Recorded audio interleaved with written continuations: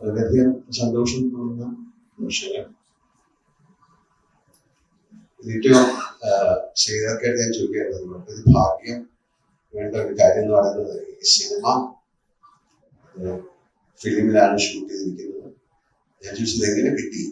കാര്യം ഇതിന് 24 വർഷം കഴിയുമ്പോഴത്തേക്കും ഇങ്ങനൊരു സിനിമ ചിലപ്പോൾ ലാബിൽ നിന്നൊക്കെ നഷ്ടപ്പെട്ടു പോകാം. പക്ഷെ അതാണ് ഭാഗ്യം എന്ന് പറയുന്നത്. ആ സിനിമയുടെ പ്രിന്റ് പ്രസാദത്തിന്റെ ഒരുപാട് സിനിമകളുടെ പ്രിന്റിൽ അതെല്ലാം നഷ്ടപ്പെട്ടു, ഇതൊന്നും പ്രോപ്പറായിട്ട് പ്രിസർവ് ചെയ്തു. അപ്പൊ അതിൽ നിന്ന് തന്നെ ഈ സിനിമയ്ക്ക് എന്തോ ഒരു ഭാഗ്യമുണ്ടെന്ന് ഞാൻ വിശ്വസിക്കുന്നു.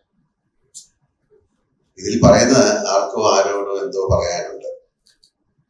പക്ഷെ ഇപ്പൊ ഞങ്ങൾ മനസ്സിലാക്കുന്നു, ഞങ്ങൾക്ക് നിങ്ങളോട് എന്തോ പറയാനുണ്ട്.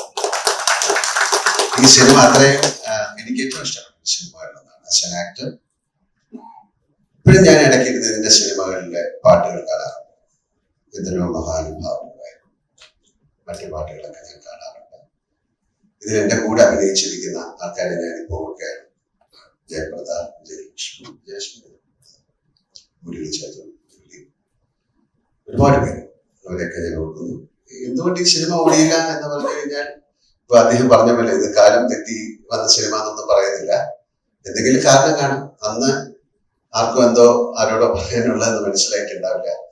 തീർച്ചയായിട്ടും ഞാൻ ശിവയോട് ചോദിക്കായിരുന്നു, നമുക്ക് സിനിമ ഒരു പക്ഷേ മറ്റ് സിനിമകളുടെ കൂടെ ഇറങ്ങിയത് കൊണ്ടായിരിക്കാം, അല്ലെങ്കിൽ ആ സിനിമയുടെ ടേസ്റ്റ് ആൾക്കാരിലേക്ക് എത്താൻ സാധിക്കാത്തത് കൊണ്ടായിരിക്കാം. പക്ഷെ അന്ന് ഈ സിനിമ കണ്ടപ്പോൾ എല്ലാം അത്ഭുതമായിരുന്നു. അതിന്റെ സൗണ്ട് ആയാലും മ്യൂസിക് ആയാലും ക്യാമറ ആയാലും എല്ലാം. പിന്നെ എന്തുകൊണ്ട് ഓടിയില്ല? എത്രയോ വലിയ സിനിമകൾ, നല്ല സിനിമകൾ ഓടാതിരുന്നിട്ടുണ്ട്. അത് എന്തുകൊണ്ടെന്ന് ചിന്തിക്കാൻ പോയാൽ അതിനൊരു കറക്റ്റായിട്ടുള്ള പ്രോപ്പർ ആൻസർ ഒരുപാട് കാരണങ്ങളുണ്ടാവും.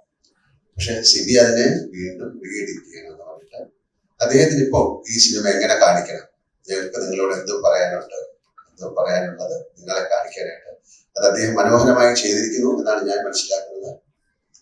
എന്റെ ജീവിതത്തിലെ, സിനിമാ ജീവിതത്തിലെ ഏറ്റവും നല്ല സിനിമകൾ തന്ന സംവിധായകനാണ്.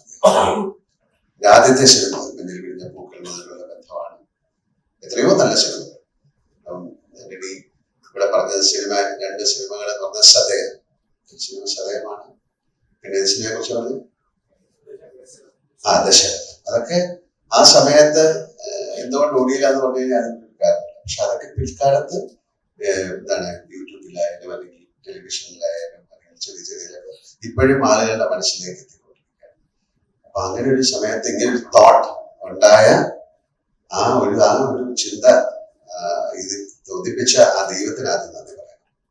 ഇങ്ങനെ ഒരു സിനിമ ഇത് വീണ്ടും നിങ്ങൾക്ക് ഇത് ആളുകളിലേക്ക് എത്തിക്കാൻ സാധിക്കുമെന്ന് ചിന്തിച്ച ആ മനസ്സിന് നന്ദി പറയുന്നു.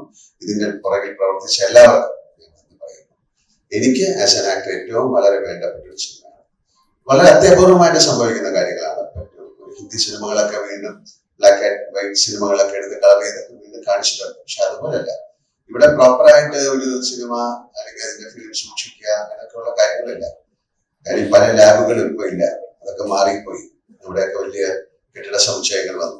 അപ്പൊ അതിലെ ഒരുപാട് സിനിമകളുടെ പ്രിന്റൊക്കെ നഷ്ടപ്പെട്ടു പോയി, എത്രയോ സിനിമകളുടെ.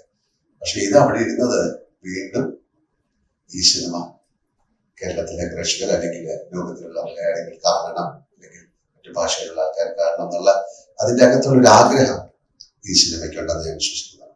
അപ്പൊ സിയാർക്കയുടെയും എന്റെയും അല്ലെങ്കിൽ സിബിയുടെയും ഇരിക്കുന്ന എല്ലാവരുടെയും പ്രവർത്തിച്ച എല്ലാവരുടെയും ഒരു ആഗ്രഹവും സ്നേഹവും ആ സിനിമയിൽ ഉണ്ടായിരുന്നത് കൊണ്ട് അത് വീണ്ടും നിങ്ങളുടെ മുന്നിലേക്ക് എത്തുന്നു. ആ സിനിമയ്ക്ക് എല്ലാ ഭാവങ്ങളും ഞാൻ നേരുന്നു. ഞാനും അതിന്റെ ഒരു ഭാഗമാണ്. എന്നാലും എല്ലാവിധ ഭാവങ്ങളും ആ സിനിമയ്ക്ക് ഉണ്ടാകട്ടെ. നല്ല നല്ല സിനിമകൾ ഉണ്ടാകട്ടെ. അത്തരം സിനിമകൾ കാണാൻ നല്ല പ്രേക്ഷകരുണ്ടാകട്ടെ.